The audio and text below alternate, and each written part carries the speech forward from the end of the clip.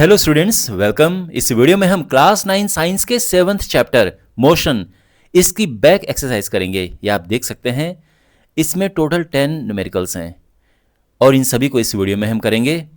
अगर आपको इस चैप्टर के कॉन्सेप्ट का वीडियो देखना है तो आपको डिस्क्रिप्शन में उसका लिंक मिल जाएगा, उसको आप ज़रूर देखें, उससे आपका पूरा चैप्टर स्ट्रांग हो जाएगा।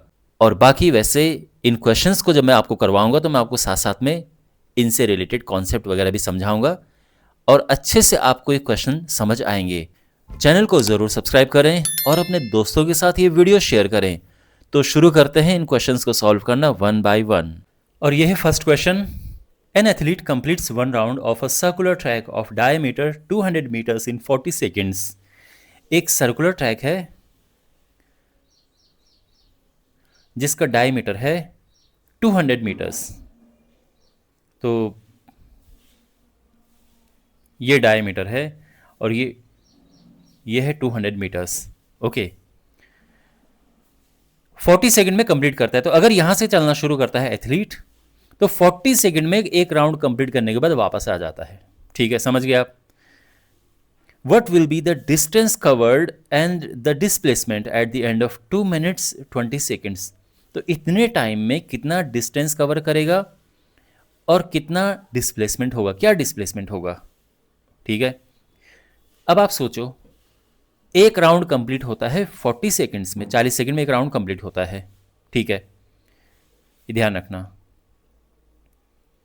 2 मिनट 20 सेकंड में कहां पे होगा, कितना चल चुका होगा। तो पहले तो देखो 2 मिनट 20 सेकंड्स कितना सेकंड होता है।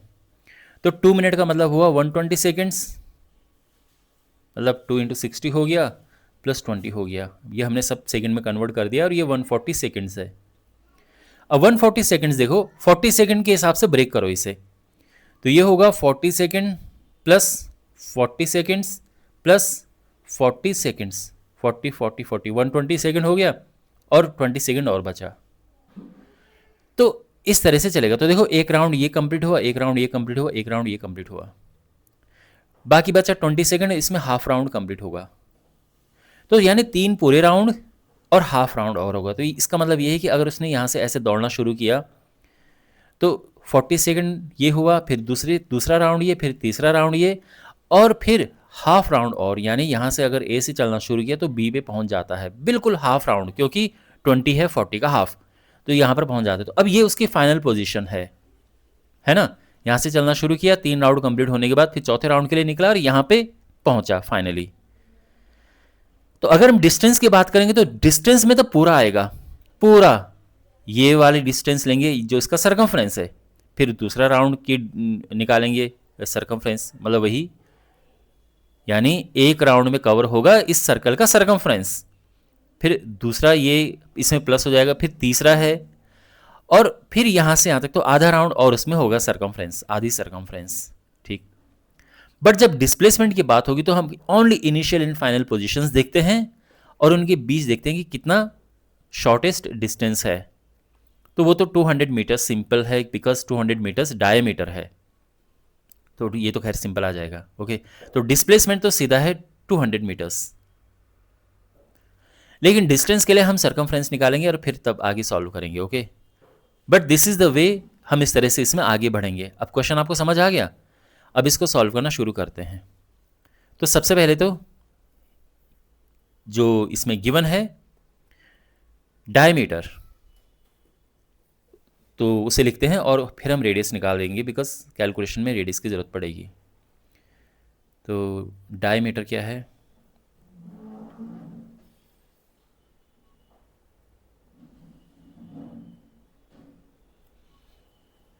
Two 200 metres, therefore the radius,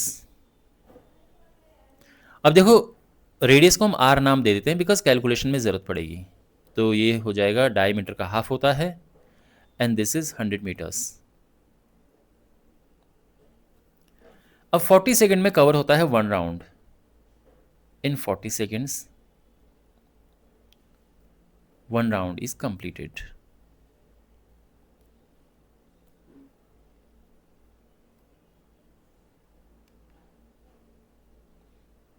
completed, ये तो आप समझते हैं 40 सेकंड में एक राउंड।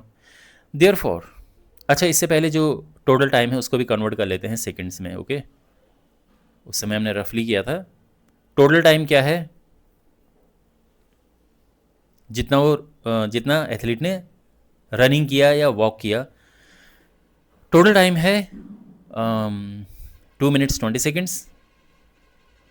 2 मिनट्स 20 सेकेंड्स, तो ये हो जाएगा 2 × 60 + 20 सेकेंड्स, यानी 140 सेकेंड्स। Got it, 140 seconds. अब देखो 40 सेकेंड में तो एक राउंड कंप्लीट होता है, तो therefore in 140 seconds, 140 second को हम ब्रेक करते हैं कैसे, 40 सेकेंड + 40 सेकेंड + 40 सेकेंड्स + 20 सेकेंड्स। ठीक, कितने क्या कंप्लीट होता है, 3 फुल राउंड्स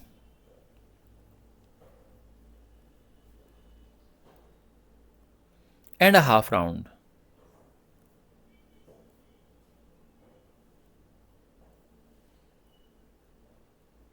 इज कंप्लीटेड। समझ गए ना आप यहां तक, ओके। तो यहां तक भी सब ठीक है। अब देखो डिस्टेंस ट्रेवल्ड इन 1 राउंड क्या होगा,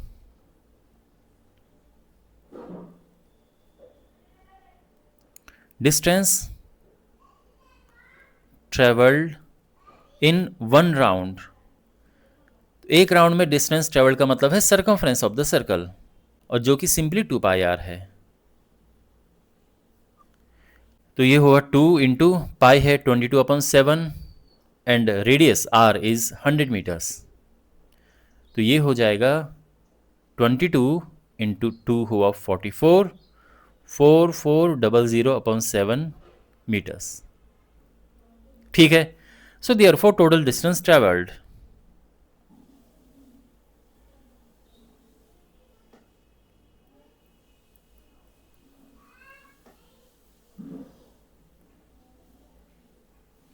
तो टोटल डिस्टेंस ट्रेवल्ड है एक राउंड में जो डिस्टेंस ट्रेवल की, उसमें हम मल्टीप्लाई कर देंगे 3.5 का, यानी 3.5 राउंड्स किए ना टोटल, इतना मीटर्स हो जाएगा। तो ये हम थोड़ा सिंप्लीफाई करते हैं, 4400/7, 3 × 2 ये 6 हुआ, +1 7/2, 7 से 7 कैंसिल हुआ, 2 से ये कैंसिल हुआ, 2200 आ जाएगा, 2200 मीटर्स। ये एक आंसर तो आ गया है। और डिस्प्लेसमेंट क्या होगा,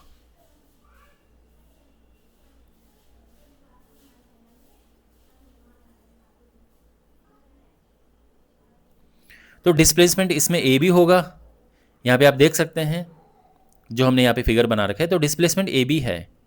तो बेसिकली ये हो जाएगा सिंपली जो डायमीटर है और वो 200 मीटर्स है, तो ये हमारा दूसरा आंसर आ गया है। ओके, तो आई होप आपको ये सोल्यूशन समझ आया होगा। क्वेश्चन नंबर 2 है, Joseph jogs from one end a to the other end b on a straight 300 metre road in 2 minutes 30 seconds and then turns around and jogs 100 meters back to point C in another 1 minute. Okay, Joseph jogging करना शुरू करता है यहाँ से लेके और यहाँ तक गया, जो कि है 300 मीटर्स। ठीक, ए से बी टाइम लगा 2 minutes 30 seconds, फिर वो यहाँ से वापस आता है इस पॉइंट पे जो कि है सी, और यहाँ से यहाँ तक है 100 मीटर्स। तो किस तरह से गया, पहले वो यहाँ से यहाँ गया 300 मीटर्स, और फिर वापस ये तो गया और फिर वापस आया ये, विच इज़ 100 मीटर्स। ओके, और इसमें 1 मिनट लगा 100 मीटर्स में। What are Joseph's average speed and velocities in jogging? A to B, A से B तक जब गया था तो average speed and average velocities क्या थी, और फिर A to C हमने निकालना है। ओके, तो सबसे पहले तो A to B की बात करते हैं।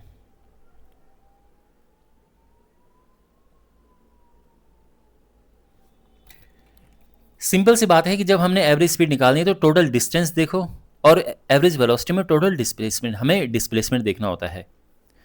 तो डिस्टेंस कितना है ए टू बी में, डिस्टेंस ट्रेवल्ड है 300 मीटर्स।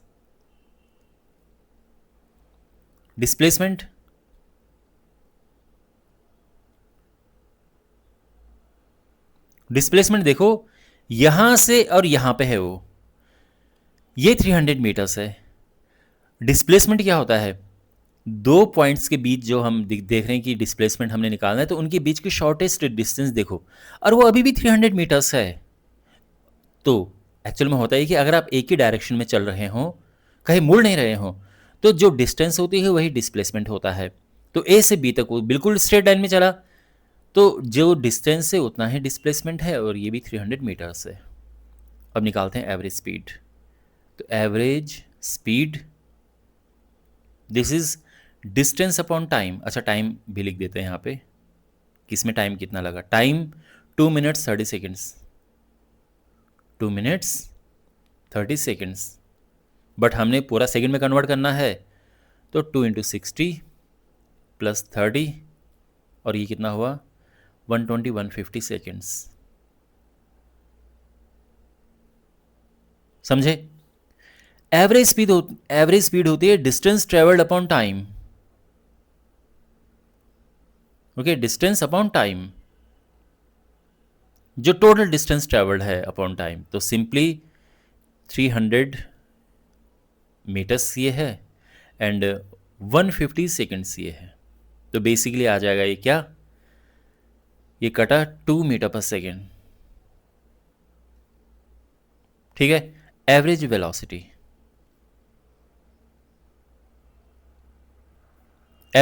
होता है displacement upon time.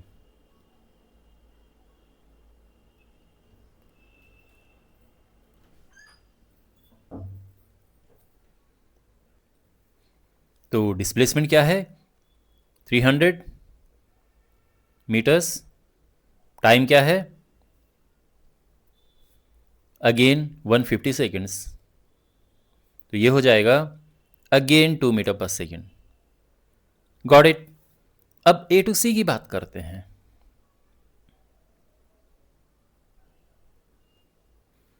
A to सी में डिस्टेंस क्या है,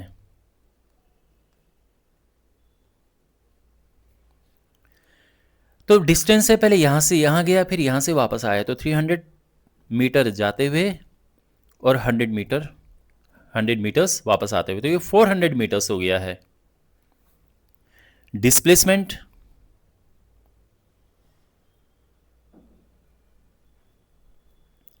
तो ध्यान रखना डिस्प्लेसमेंट अब यहां पे है वो, तो यहां से और जो फाइनल पोजीशन है ये, इसके बीच की शॉर्टेस्ट डिस्टेंस क्या है।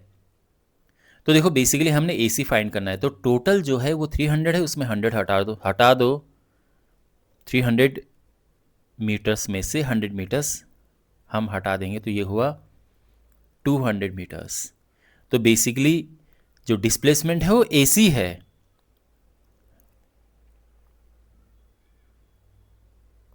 अगर आपको और डिटेल में लिखना है, डिस्प्लेसमेंट AC है, यानी AB में से, पूरे AB में से BC माइनस कर देंगे, ठीक है ना, ये, और इस तरह से हो जाएगा। अगर आप ये ना भी लिखो तो भी चल जाएगा, बट ठीक है। और इस तरह से 200 मीटर्स डिस्प्लेसमेंट आ गया है। वैसे आप समझ गए होंगे। टाइम क्या है,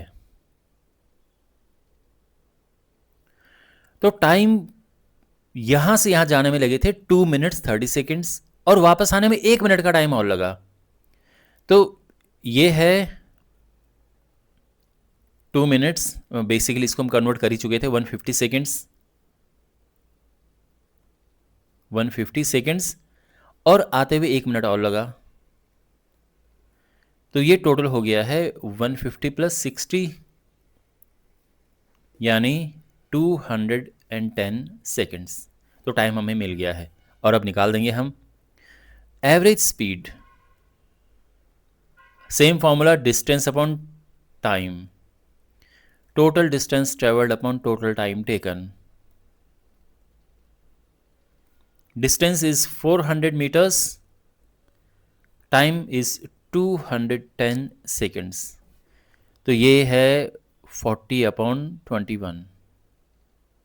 ठीक है ना, इसको हम पॉइंट में भी कन्वर्ट कर सकते हैं, ठीक है ना। तो 1.9 समथिंग ऐसा कुछ आएगा। एंड एवरेज वेलोसिटी, ये होता है डिस्प्लेसमेंट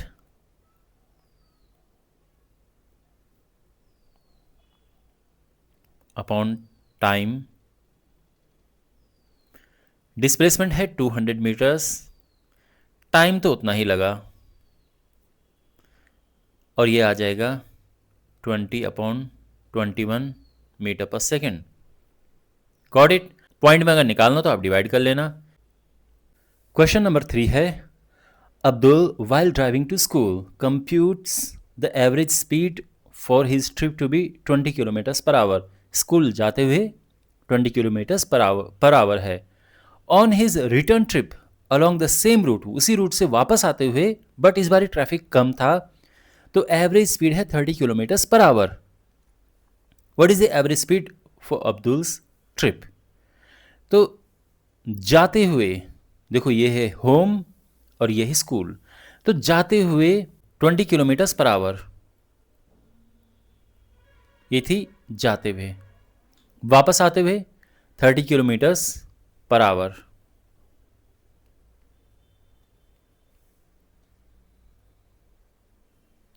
तो पूरी जर्नी की एवरेज स्पीड क्या होगी। ओके, करते हैं इसे सॉल्व। तो यहां पे देखो, पहली बात तो ये कि आप बिल्कुल ध्यान में रखना ये चीज, ये फॉर्मूला कि एवरेज स्पीड होता है total distance upon total time. बहुत सारे स्टूडेंट्स क्या करते हैं कि इसको प्लस करेंगे और 2 से डिवाइड कर देंगे और आंसर आ जाएगा 25। नो, ऐसा बिल्कुल मत करना। एवरेज स्पीड निकालने का सिंपल आप ये फॉर्मूला याद रखना कि total distance upon total time. But problem ये कि इसमें डिस्टेंस ना तो डिस्टेंस है ना टाइम है, तो इसलिए इसको डिस्टेंस हम एक डिस्टेंस अज्यूम कर लेते हैं। तो let the distance from home to school be x. तो डिस्टेंस हमने एक्स अज्यूम कर लिया है, सो देयरफॉर टोटल डिस्टेंस क्या हो जाएगी, एक्स प्लस एक्स कर देंगे।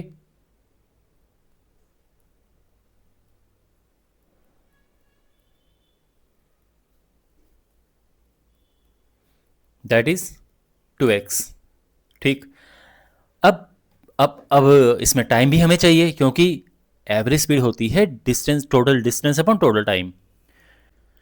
Time taken from home to school, घर से स्कूल जाने में क्या टाइम लगा। वैसे होम यहाँ पे कहीं लिखा नहीं है, बट हम अज्यूम करके चलें कि घर से ही निकला होगा स्कूल के लिए। तो स्कूल जाते समय क्या टाइम लगा, तो टाइम होता है डिस्टेंस अपॉन स्पीड। ओके, ध्यान रखना स्पीड ये 20 है। अच्छा, और इसमें अभी हम यूनिट्स नहीं लिख रहे हैं, ठीक है। जब एक्स वगैरह में तो यूनिट्स हम नहीं लिख रहे हैं। और स्कूल से घर आते हुए क्या टाइम लगा, तो time taken from school to home,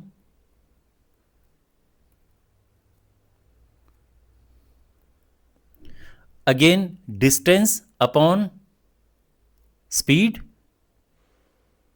और टोटल टाइम। देखो ये जाते हुए टाइम लगा या आते हुए टाइम लगा, तो total time x upon 20 plus x upon 30। यहाँ पे हम एलसीएम ले सकते हैं। LCM is 60, 3x plus 2x, 5x upon 60, और ये आ जाएगा x अपॉन 12। ठीक है, तो ये टाइम लगा, टोटल डिस्टेंस ये है, टोटल टाइम ये है। तो एवरेज स्पीड क्या होगी, therefore average speed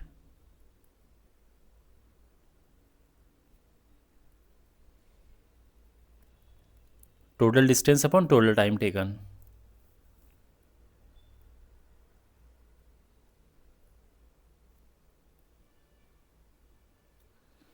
total distance है x प्लस एक्स, मतलब वो 2x हमने ऑलरेडी लिखा हुआ है, और टोटल टाइम लगा इस पूरे जर्नी में आने जाने में इतना। एक्स एक्स कट जाएगा, ये ऊपर आएगा, तो 2 × 12 हो जाएगा, यानी 24। और यूनिट क्या आएगी इसकी, यहाँ पे लिख देते हैं 24 किलोमीटर्स पर आवर। और ये हमारा आंसर है। तो इस तरह से इस क्वेश्चन को हम करेंगे। आई होप आपको समझ आया होगा। Question number 4, a motorboat starting from rest on a lake accelerates in a straight line at a constant rate 3 meter per second square for 8 seconds. How far does the boat travel during this time? Okay, तो given क्या है? तो because यहाँ पे लिखा है कि starting from rest, तो जब भी ऐसा होता है ना कि स्टार्टिंग फ्रॉम रेस्ट या फिर ड्रॉप किया कुछ चीज़, तो उसकी इनिशियल वेलोसिटी ज़ीरो होती है। तो यू तो है ज़ीरो। अच्छा, एक्सेलरेशन दिया है 3 मीटर्स पर सेकेंड, तो एक्सेलरेशन है 3 metre per second square. Okay, time is 8 seconds, time 8 seconds है। और हाउ फार यानी डिस्टेंस हमने फाइंड करना है, तो बेसिकली एस फाइंड करना है हमने। ओके, तो यहाँ तक सब ठीक है। अब यहाँ पर हमने इक्वेशन ऑफ मोशन लगाना है और एस फाइंड करना है। तो कौन सी इक्वेशन ऑफ मोशन यहाँ पे लगेगी? तो देखो ये सारे के सारे जिसमें होते हैं वो सेकेंड इक्वेशन ऑफ मोशन है, and that is s is equal to u t plus half a t square. Okay, तो u क्या है? 0, t 8, आई मीन वैल्यूज़ यहाँ पे पुट करेंगे हम। a is 3, t square means 8 square. Okay, ये तो हुआ 0, 64, 32 और ये हुआ 96 metres, and this is our answer. तो आई होप आपको ये सोल्यूशन समझ आया होगा। ठीक है, now we have question number 5, a driver of a car travelling at 52 kilometres per hour applies the brakes. Okay, यहाँ पे फुल स्टॉप है। Shade the area on the graph that represents the distance travelled by the car during the period. ये इसका a part है। B part है, which part of the graph represents uniform motion of the car. देखो यहां पर हमने graph बनाना है, पहली बात तो ये है, और ग्राफ बनाना है वेलोसिटी टाइम ग्राफ, क्योंकि यहां पर कार की ये स्पीड दी है, तो सिंपली हम स्पीड टाइम कहो या वेलोसिटी टाइम कहो, तो ये एक यहाँ पे ये ऑरिजिन है, x axis, y axis. Okay, और कार 52 किलोमीटर पर आवर पे ट्रैवल कर रही है और ब्रेक अप्लाई करती है। तो वेलोसिटी टाइम ग्राफ में क्या है कि वाई एक्सिस पे तो हम लेते हैं वेलोसिटी,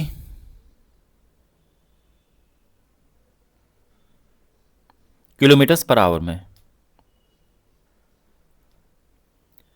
एंड इस पे एक्स एक्सिस पे लेते हैं टाइम। अब टाइम आवर्स में है, क्या है ये मेंशन नहीं है, बट चलो आवर्स में लिख देते हैं, ठीक है ना। ये टाइम इस तरफ, वेलोसिटी इस तरफ। पहली बात तो ये है कि यहां पर कोई कैलकुलेशन नहीं है, ऐसा नहीं कि हमने कुछ फाइंड करना है कि एक्सेलरेशन फाइंड करो, डिस्टेंस ट्रेवल्ड फाइंड करो, ऐसा कुछ भी नहीं है।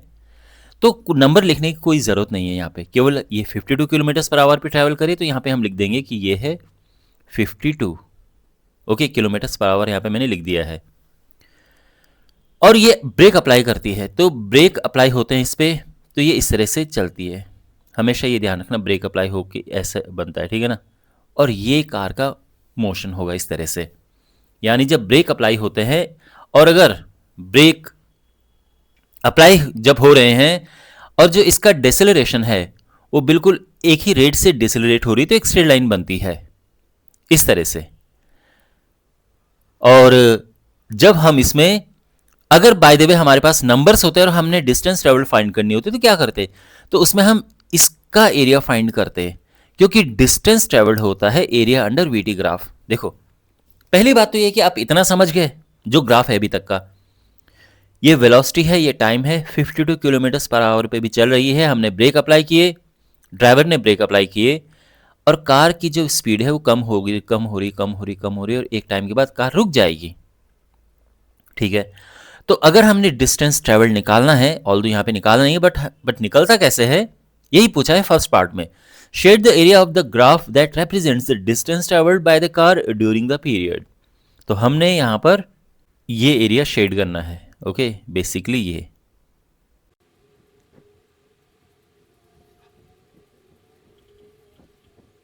तो यहाँ पर आप ये शेडेड पोर्शन देख रहे हैं, ये है distance travelled by the car during this period. Okay, जब तक वो रुक नहीं जाती है तब तक अगर हमने टोटल डिस्टेंस निकालना है तो वो है ये शेडेड पोर्शन। तो यहाँ पर ओके, तो हम लिखेंगे कि distance travelled by the car is represented by the shaded area and ये यहाँ पर हमने शेड कर दिया है।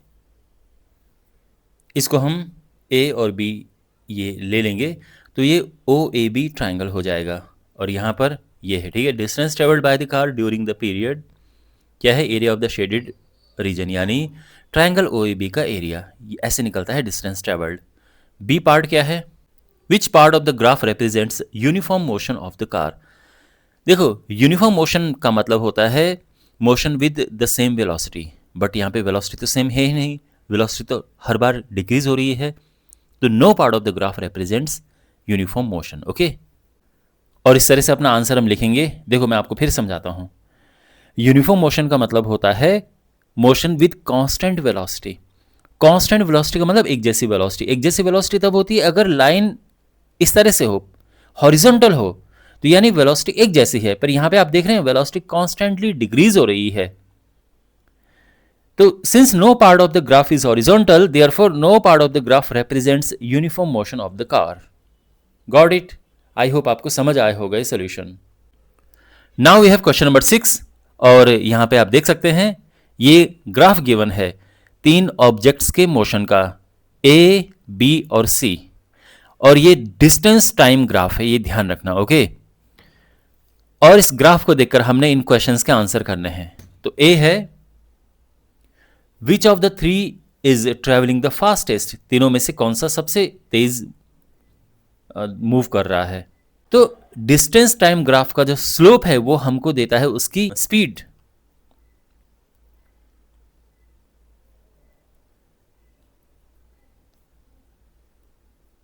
Slope of distance time graph. तो इसका मतलब ये को जिसका स्लोप जितना ज्यादा उसकी स्पीड उतनी ज्यादा, सीधी बात। तो यहां पर सबसे ज्यादा स्लोप किसका है, तो सिंस स्लोप का अगर आसान भाषा में समझो, स्लोप का मतलब है ढाल। एक ये बी ये है, ए ये है, सी ये है। अगर आप यहां पर कुछ ऊपर रखोगे तो सबसे तेजी से लुढ़क कर नीचे कौन आएगा, यानी उसका स्लोप सबसे ज्यादा है। ये आसान भाषा में समझा रहा हूं मैं। तो यहां पर बी का स्लोप सबसे ज्यादा है क्योंकि इसका ढाल सबसे ज्यादा है। दूसरी तरह से देखें अगर आप, तो तीनों की डिस्टेंस एक जैसी है, ठीक है, लेकिन वो डिस्टेंस चलने में बी को सबसे कम टाइम लगा, उससे ज्यादा टाइम लगा सी को, और सबसे ज्यादा टाइम लगा ए को। अब आप सोचो, अगर बी को सबसे कम टाइम लगा, इसका क्या मतलब है, ध्यान रखना डिस्टेंस सबकी एक जैसी है। डिस्टेंस के लिए ऊपर देखो आप, हाइट देखो, तो सबकी डिस्टेंस एक जैसी है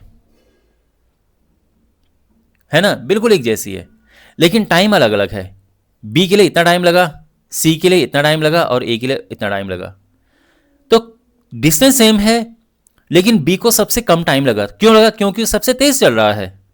तो यही तो इसलिए हम ये कहेंगे कि since B has the largest slope, B का स्लोप सबसे ज्यादा है, therefore B is travelling the fastest, B सबसे तेज ट्रेवल कर रहा है। तो ए हो गया। बी पार्ट देखो, are all 3 ever at the same point on the road, यानी क्या कोई ऐसा पल आया है, ऐसा टाइम आया है जब तीनों के तीनों मिले हों, एक ही पॉइंट पर हों। तो उसके लिए क्या है कि डिस्टेंस टाइम ग्राफ जब होता है तो उनको इंटरसेक्ट, लाइंस इंटरसेक्ट करनी चाहिए तीनों एक पॉइंट पर आप देख सकते हैं, देखो ये और ये तो मिले हैं यहां पर, मतलब बी और सी यहां पर मिले हैं। अगर बी और ए की बात करो तो यहां पर मिले हैं, और ए और सी यहां पर मिले हैं, लेकिन तीनों के तीनों एक पॉइंट पर नहीं मिले हैं। ओके, तो ध्यान रखना डिस्टेंस टाइम ग्राफ जब हो तो इस तरह से हम देखते हैं कि अगर तीनों ही लाइन एक पॉइंट पर कटे, यानी जहां पर भी लाइन कट करती हैं वहां पर वो मिलते हैं, तो यहां पर हम ये कहेंगे कि since all the 3 graphs do not intersect at one point, therefore no, they are not at the same point on the road. Ever. Okay, तो इस तरह से अपना आंसर लिखेंगे कि since all the three graphs don't intersect at a point, तीनों graphs एक point पर इंटरसेक्ट नहीं करते हैं, therefore they are never at the same point on the road, तो एक पॉइंट पर वो कभी नहीं है। ओके, कभी बी और सी मिलेंगे, कभी सी और ए मिलेंगे, बी और ए और बी मिल रहे हैं, बट तीनों एक साथ नहीं मिल रहे हैं। Okay, now we have part C. How far has C travelled when B passes A, जब बी ने ए को पास किया तो सी तब तक कितना चल चुका था। देखो, बी ये है, ए ये है, बी ए को पास करता है यहां पर, ये इस पॉइंट पर। तो अब आप टाइम के हिसाब से देखो कि उस टाइम, उस मोमेंट पे सी कहां पे था, तो उसके लिए क्या करेंगे हम, तो यहां से एक देखो, ये हमने ये लाइन ड्रॉ कर दी, ये सेम टाइम की कहानी है। ओके, यानी इस टाइम पे बी ने ए को पास किया, ओवरटेक किया, और सी कहां पे था, सी यहां पर था, तो सी तब तक कितना चल चुका है, तो डिस्टेंस वाइज देखो, ये सी उनसे पीछे है लेकिन कितना चल चुका है, तो ये है। तो अगर आप देखें तो यहां पर ये, यानी 8 किलोमीटर्स चल चुका है, तो इसका आंसर है 8 किलोमीटर। समझ गए आप। Now we have D part. How far has B travelled by the time it passes C, ये बी है और ये सी है, बी सी को पास करता है, ओवरटेक करता है यहां पे, इस पॉइंट पे, तो ये है। अगर आप देखें तो टाइम वाइज अगर हम देखें तो ये है, डिस्टेंस वाइज अगर हम देखें तो ये है। हमने बस ये देखना है कि ये डिस्टेंस यहाँ पर क्या है। अब देखो, ये जो ग्राफ इन्होंने बना रखा है बिल्कुल ये प्रॉपरली इवनली नहीं है, ठीक है ना, हमको ये एक अप्रोक्स आइडिया देना होगा। ये 4 है, ये 8 है किलोमीटर्स में, और इनके बिल्कुल बीचों बीच होगा 6, तो बीचों बीच यहाँ पर पड़ रहा है, ये है 6, है ना, 4 6 8, तो ये कितना होगा, देखो 5 भी लगभग यहाँ पे आएगा, तो ये 5.5 के आसपास है, 5.5। ओके, तो यहाँ पे लिख देते हैं हम, डी पार्ट का आंसर है 5.5 kilometres approx.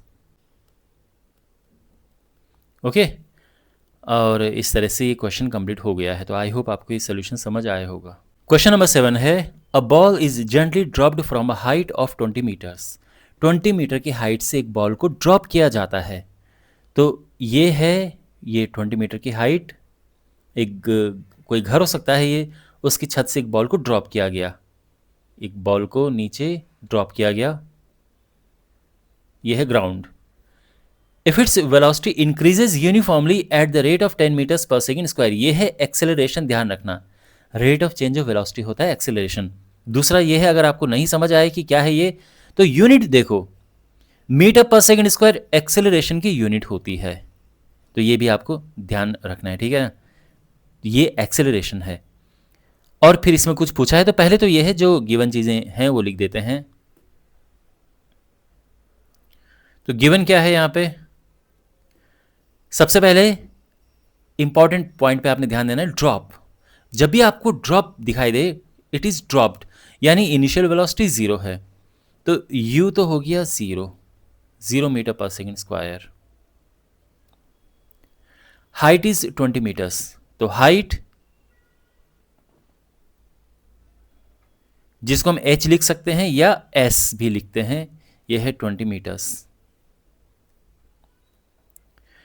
If its velocity increases at this rate, यह है acceleration, that is 10 metre per second square. Okay, आप चाहो तो यहां पे लिख दो एक्सेलरेशन,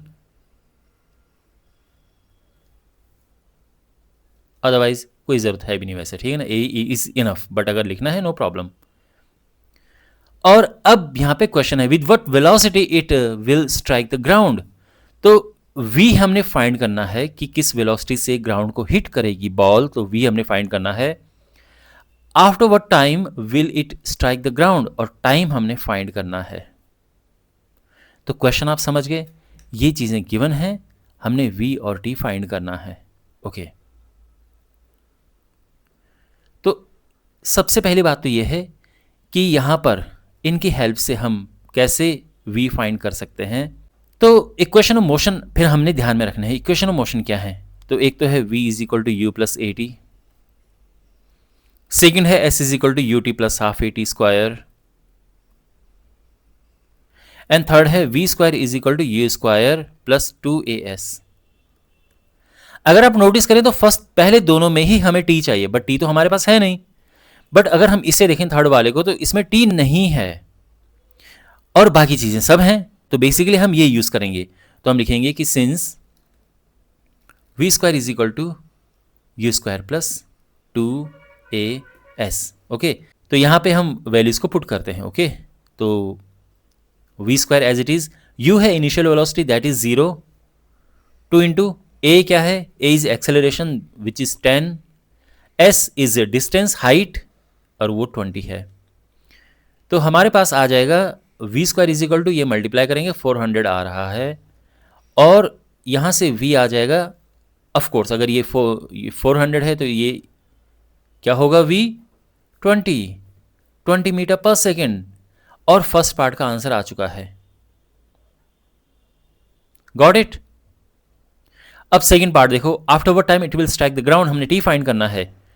तो देखो सिंपल है, हम ये अप्लाई कर देंगे। तो v इज इक्वल टू है u plus a T,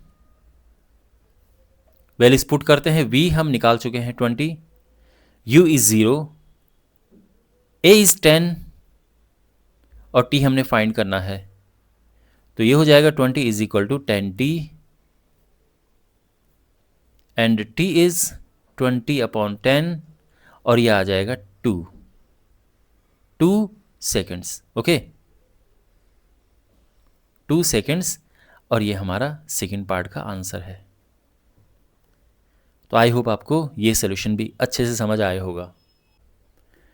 now we have question number 8। यहां पर ये स्पीड टाइम ग्राफ दिया है और ये दो क्वेश्चंस बेस्ड है इस ग्राफ पर। पहला क्वेश्चन है find how far does the car travel in the first 4 seconds. पहले 4 सेकेंड्स में, फर्स्ट 4 सेकेंड्स में कार कितना ट्रेवल करती है। तो होता यह है जब भी स्पीड टाइम ग्राफ गिवन होता है तो डिस्टेंस फाइंड करने के लिए हम ग्राफ के नीचे का एरिया फाइंड करते हैं। तो यहां पर होना क्या चाहिए कि मतलब ये जैसे ये है इतना फर्स्ट 4 सेकेंड ना, तो ये एरिया यहां तक, ये पूरा एरिया हमने ये फाइंड करना है, इसके ये सारा का सारा ये एरिया। ओके, बट प्रॉब्लम ये है कि ये कौन सा शेप बन रहा है। ये ना तो ट्रायंगल है, ना तो हम यही कह सकते हैं कि एक सर्कल का एक पार्ट है। तो यहां पर एरिया ऐसे तो नहीं निकलेगा, तो कैसे निकलेगा। तो जब भी ऐसा करना होता है तो हम क्या करते हैं, जो ये छोटे छोटे स्क्वायर्स हैं इनको काउंट करते हैं। तो अब हमने स्क्वायर को काउंट करना है। तो यहां पर नंबर ऑफ स्क्वायर्स कितने हैं ये देखो, number of squares under the graph.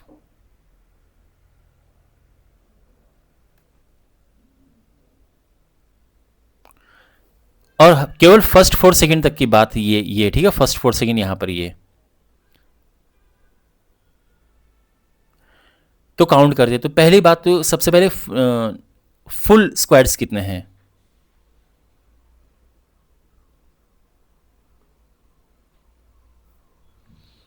Full squares कितने हैं, तो देखो कितने हैं यहाँ पे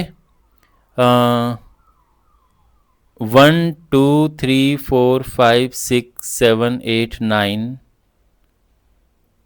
ये भी फुल है 10 11 12 13 14 15 16 17 18 19 20 21 22 23 24 25 26 27, ये भी फुल ले लेते हैं 28 29 30 31 32 33 34 35 36 37 38 39 40 41 42 43 44 45 46 47 48 49 50 51 52 53 54 55 56 हैं फुल स्क्वायर्स। अब 3/4 स्क्वायर कितने हैं, मतलब आधे से ज़्यादा पूरे से कम। तो जैसे ये पहला वाला है, ये 3/4 है, ये 3/4 है 2, और ये हाफ है, ये हाफ है, ये हाफ है, ये 3/4 ले लेते हैं और ये 3/4। तो यहाँ पर 4 हैं 3/4। ओके, हाफ स्क्वायर्स कितने हैं,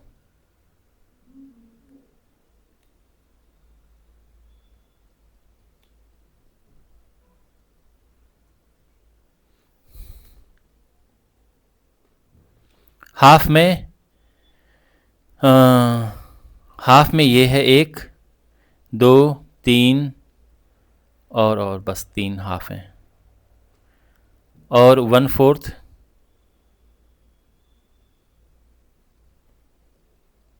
1/4 में ये 1 2 3 4 और एक लास्ट में ऊपर नहीं, वहाँ पे नहीं है, 4 ही है, ठीक है। तो 4 1/4 स्क्वायर्स हैं। तो therefore total number of squares क्या होंगे? Therefore total number of squares 54, तो 56 तो पूरे हैं, 3/4 ये 4 हैं तो ये कर दो, हाफ है 3 और 1/4 है 4, ये तरीका है, ठीक है ना। तो 56, ये 4 से 4 कटा 3, ये आ जाएगा 1.5, 4 से 4 कटा 1, तो ये आ जाएगा 61.5 स्क्वायर्स। ओके, बट अब इसका मतलब ये नहीं है कि 61.5 ये पूरे के पूरे ये एरिया है, इतना मीटर लिख दो, नो। अभी देखो, अब यहाँ पे फोकस करो, अगर हम 2/2 ये देखें, इतना देखें, तो इसका क्या मतलब है? इसका मतलब क्या है? इसमें कितने स्क्वायर्स हैं? 1 2 3 4 5, 1 2 3, 5 × 3 15, ये 15 स्क्वायर्स हैं, और ये 2 ऐसे में है, 2 ये ऐसे में है। तो देखो नाउ 15 स्क्वायर्स का मतलब क्या है?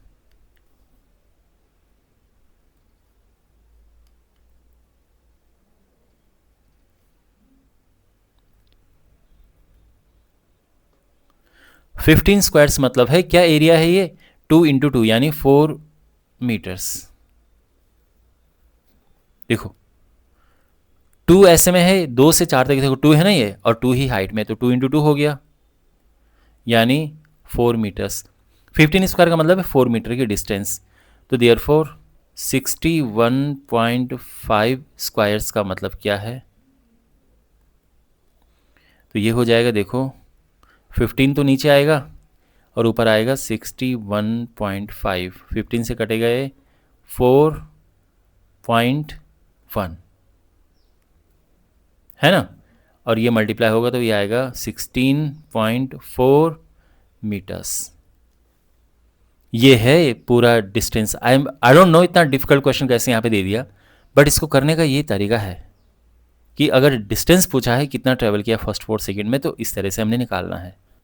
इस तरह से निकालने का मतलब ये है कि अगर देखो हमारे पास ट्राइंगल होता या एक रेक्टेंगल होता तो उसका एरिया सिंपली आ जाता फॉर्मूला लगा के, बट यहाँ पर कोई ऐसी शेप है नहीं, तो फिर हम इस तरह से निकालते हैं, ठीक है, ऐसे स्क्वायर्स काउंट करके। Shade the area, area shade करना है हमने इसका, तो ये पूरा शेड कर देते हैं हम। तो इस तरह से आप शेड कर सकते हैं, नॉर्मली पेंसिल से हम शेड करेंगे, ठीक है ना। तो ये ए पार्ट कंप्लीट हो चुका है। अच्छा, बी पार्ट है, which part of the graph represents uniform motion of the car. Uniform motion का मतलब यह है कि स्पीड एक जैसी हो, और स्पीड एक जैसी होना शुरू हुआ है यहां से, यहां के बाद अगर आप देखें तो स्पीड एक जैसी है, ठीक है, यहां से ये एक जैसी स्पीड है इसके आगे। तो हम ये कहेंगे कि 6 सेकंड के बाद जो ये ग्राफ है ये यूनिफॉर्म मोशन शो कर रहा है। तो इस तरह से हम लिखेंगे after t = 6 seconds the graph is showing uniform motion. Uniform motion का मतलब यह है कि स्पीड एक जैसी होनी चाहिए, और बिल्कुल स्पीड एक जैसी है 6 सेकंड के बाद। आप देखेंगे एक जैसे का मतलब यह है कि एक्स एक्सिस के पैरेलल ग्राफ जा रहा है ऐसे में, तो यहाँ पे ये जो स्पीड है बिल्कुल एक जैसी है, ठीक है, यहाँ पे इस तरह से, that's why it is uniform motion. I hope आपको ये सोल्यूशन भी समझ आया होगा। Now we have question number 9. State which of the following situations are possible and give an example for each of these. Okay? हमने बताना है कि इनमें से कौन सी सिचुएशन पॉसिबल है और उसका एक एग्जाम्पल देना है। An object with a constant acceleration but with zero velocity तो एक्सेलेरेशन हो उसमें बट वेलोसिटी ज़ीरो हो, क्या पॉसिबल है? तो देखो यस इट इज़ पॉसिबल, और सिचुएशन मैं आपको बताता हूँ। देखो जीरो वेलोसिटी का मतलब यह है कि मोमेंटरीली उसमें जीरो वेलोसिटी हो सकती है किसी चीज़ में, जबकि एक्सेलेरेशन है। अगर आप किसी चीज़ को ऊपर फेंक रहे हैं और वो बिल्कुल अपने अपने मोशन के टॉप पे है, highest point of it's motion है, ठीक है। देखो आपने वो किसी चीज़ को ऊपर फेंका और वो अपने हाईएस्ट पॉइंट पर है, तो हाईएस्ट पॉइंट पर क्या होता है, थोड़ा रुकती है वो और फिर नीचे आती है। तो उस मोमेंट पे क्या होता है कि उसकी वेलोसिटी होती है ज़ीरो, बट एक्सेलरेशन तो उसमें अभी भी काम कर रहा है ना, जो कि ग्रेविटी है अपना 9.8 मीटर पर सेकेंड स्क्वायर। तो वो तो एक्टिंग है, उस पर ऑल द टाइम एक्टिंग है ये। तो ये एक ऐसा मोमेंट है जब वेलोसिटी ज़ीरो है बट एक्सेलरेशन उसमें है, एक एक्सेलरेशन है। अंडरस्टैंड? तो इस तरह से अपना आंसर फ्रेम करेंगे हम कि ये पॉसिबल है। और एग्जाम्पल है, a ball thrown upward has a constant downward acceleration due to gravity, है ना, ग्रेविटी की वजह से कांस्टेंट डाउनवर्ड एक्सेलरेशन है, but its velocity is momentarily zero at the highest point of its path.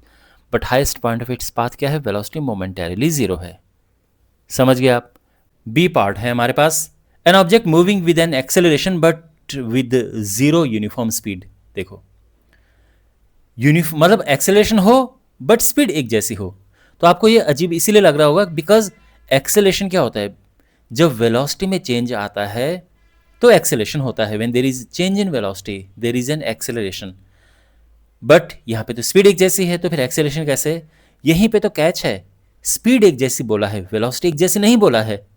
अब आप ये कहोगे कि अलग अलग बातें कैसे हैं? देखो वेलोसिटी क्या होती है, स्पीड विद डायरेक्शन। ये सिंपल वे में याद रखना, स्पीड विद डायरेक्शन। तो अगर वेलोसिटी एक जैसी रखनी है तो दोनों को एक जैसा होना पड़ेगा, स्पीड भी और डायरेक्शन भी। इनमें से कोई भी चेंज होगा, या तो ये चेंज हो या फिर ये चेंज हो और या दोनों चेंज हो, वेलोसिटी में चेंज आएगा, है ना।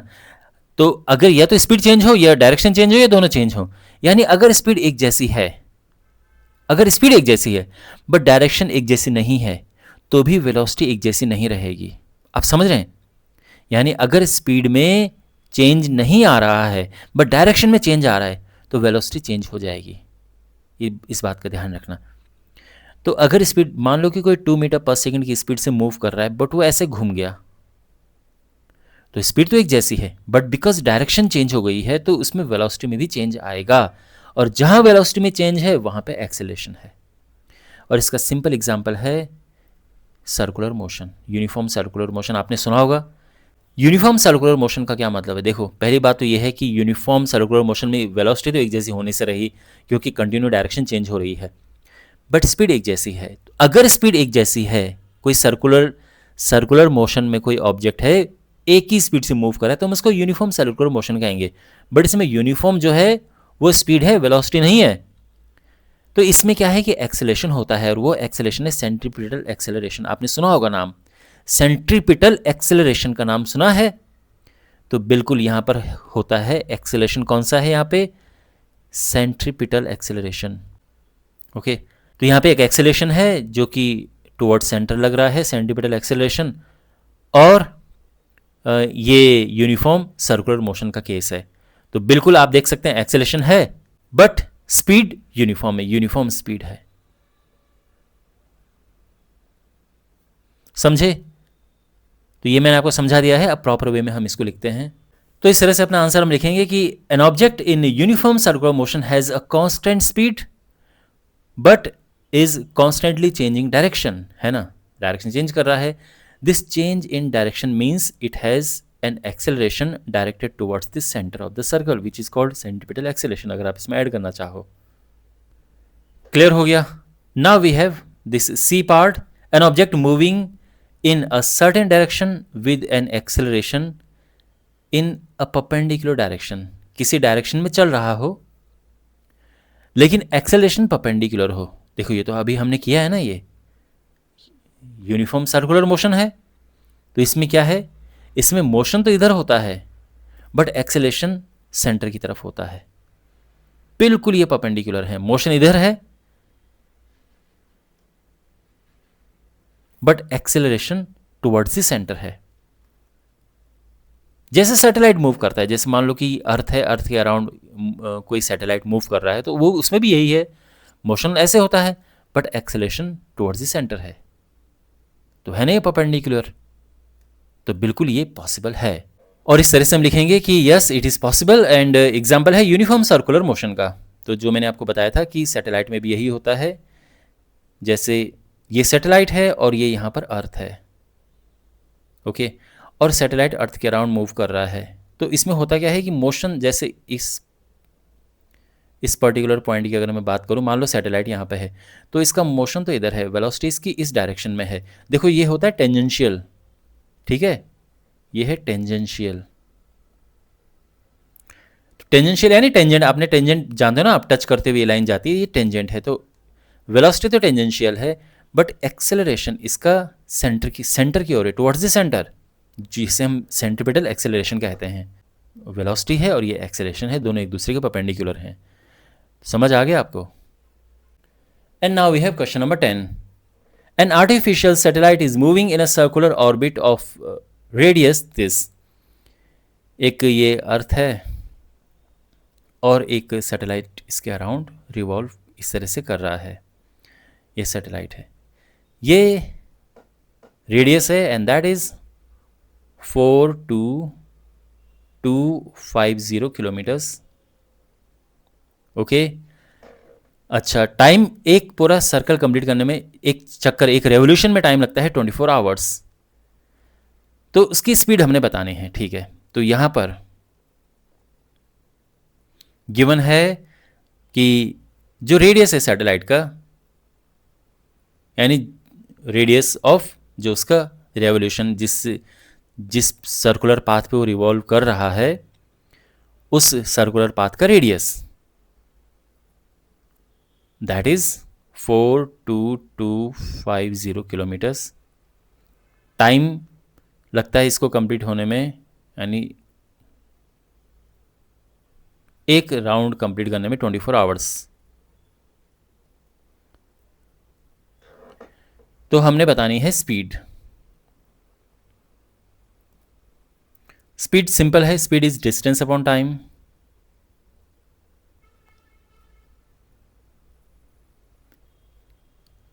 एंड डिस्टेंस यहां पर क्या है, अब ये देखो, डिस्टेंस है कि ये पूरा जो सर्कल है, यानी सर्कमफ्रेंस ऑफ द सर्कल, और वो होता है 2πr, टाइम है t। अब वैल्यूज यहां पे पुट करते हैं, 2πr इज 42250, टाइम 24 आवर्स, ठीक है। वैल्यूज पुट कर दी हमने।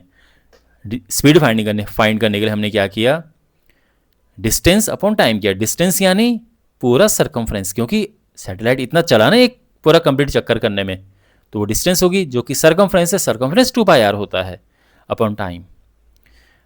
अच्छा, 7 से कट रहा है, नहीं 7 से नहीं कटेगा, तो 12 6 और 4 2 6 2 8 पर नहीं, 6 से भी नहीं कटेगा, तो ये हो जाएगा सिंप्लीफाई करके। देखो इसने आना तो पॉइंट में है, तो काटना शुरू करते हैं। 6 7 42, 0, 6 चौको 24, 1 0, 6 कम 6, 6 6 36, ठीक। अब 7 से इसको काटेंगे हम, 1 0 0, 7 5 35, 6 6, 7 9 63, 2 7, अप्रॉक्सीमेटली ये आएगा 3 9, इतना लगभग इतना आएगा। 11 कैसे मल्टीप्लाई करेंगे तो आएगा 11 चौके 44 का 4, 99, 3 और 11 5 55, 65, 0 1 1, ये आया इतना किलोमीटर पर आवर। और अगर इसको हमने कन्वर्ट करना है किलोमीटर्स पर सेकंड में। तो क्या करेंगे हम, पॉइंट के बाद को लिखने की इनको वैसे ज़रूरत है नहीं क्योंकि अभी बहुत सारा डिवीज़न होना है। तो ये होगा 60 × 60 से हम डिवाइड करेंगे इसको, ठीक है। 2 0 यहाँ से गए, पॉइंट यहाँ पर लग गया। अब 6 से पहले तो डिवाइड होगा, 6 से काटेंगे तो ये हो जाएगा 6 कम 6 5 0 6 48 2 6 6 चौके 24 2 5 6 चौके 24। अब फिर 6 से काटेंगे इसको तो ये होगा 6 3 18 पॉइंट 0 6 7 42 और फिर समथिंग समथिंग, ठीक है। इतना छोड़ सकते हैं हम, इतना kilometres per second, and this is our answer. Okay, alright. और इसी के साथ ये पूरी एक्सरसाइज कंप्लीट होती है। मुझे उम्मीद है कि आपको सभी क्वेश्चंस अच्छे से समझ आए होंगे। कोई डाउट हो कमेंट बॉक्स में पूछना, चैनल को ज़रूर सब्सक्राइब करें और अपने दोस्तों के साथ ये वीडियो शेयर करें और इस चैनल को ग्रो करने में मेरी हेल्प करें। तो मिलते हैं अगले वीडियो में, टेक केयर।